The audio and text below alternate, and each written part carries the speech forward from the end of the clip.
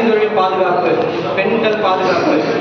ஐந்தொழில் பாதுகாப்புன்னா இன்னைக்கு எல்லா தொழிலுமே நம்மக்கிட்ட இருக்கிற தச்சு தொழிலாகட்டும், நகை தொழிலாகட்டும், எல்லாமே அடிமட்டத்தில் தான் இருக்குது. ஒரு பஜாரில் இருந்தீங்கன்னா நகை தொழிலாக சொன்னாங்க எடுத்துக்கலாம். இன்னைக்கு வேற அமைப்பில் பார்த்தீங்கன்னா பெரிய பெரிய கடையை வச்சுருப்பாங்க. நம்ம ஆளுங்க ஒரு சின்ன கடையை வச்சுக்கிட்டு ஒரு மெருகு போடுறதா அந்த மாதிரி ஒரு சின்ன அமைப்பாக வச்சுருப்பாங்க. இன்னைக்கு நம்மளும் அடிமட்டத்திலிருந்து மேல் மட்டத்துக்கு வளரணும். பெண்கள் பாதுகாப்பு இதை நீங்கள் கொஞ்சம் கவனிக்கணும். என் மாவட்டத்திலேயே இன்னைக்கு ராணிப்பேட்டை மாவட்டத்தில் ஒரு சகோதரி ஜனனின்ற ஒரு பொண்ணு ஒரு அநியாயமாக அந்த பொண்ணை கொலை பண்ணிட்டாங்க. நிறைய அமைப்பு கேள்வி கேட்குறாங்க. என்ன அப்படி அவங்க எல்லாருக்கும் நான் சொல்ல விரும்புறது என்னன்னா, ஒரு அமைப்பை நம்ம வெளிக்காட்டிக்கிறதுக்கு போராட்டம் இல்லை.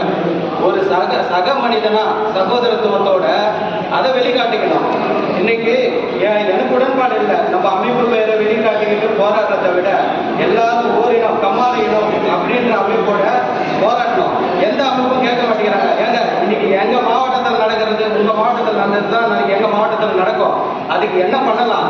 நீங்க எல்லாரும் நீங்களும் ஒரு அமைப்புல இருக்கிறீங்க, எல்லாரும் சேர்ந்து நம்ம போராடலாம் அப்படின்றதை யாரும் சொல்ல அடுத்த அமைப்பை குறை சொல்றதோ இல்ல அதுல இருக்கிறவங்க குறை சொல்றதோ தான் இருக்கிறாங்க. கண்டி யாரும் ஒன்று சேர்ந்து வந்து போராட மாட்டேங்கிறாங்க. அமைப்பை வெளிக்காட்டுகிறது போராட்டம் சக மனிதனா சகோதரத்துவத்தோட போராடணும். அதே போல செல்வி ஜனனி அந்த பொண்ணை மனசுல வச்சுக்கிட்டு நம்ம இனிமே என்ன போராடணும்னா, இந்த கொலைக்கு முக்கிய காரணம் வந்து போதை ஆசாமிங்க தான். இன்னும் எத்தனை போதை ஆசாமிங்க அந்த சகோதரி மாதிரி எத்தனை சகோதரிகளோட வாழ்க்கையை சீரழிக்க பாடுபட்டு இருக்காங்களோ தெரியல. அதனால நம்ம போராட்டம் போதை ஆசாமிகளை ஒழிக்கணும்.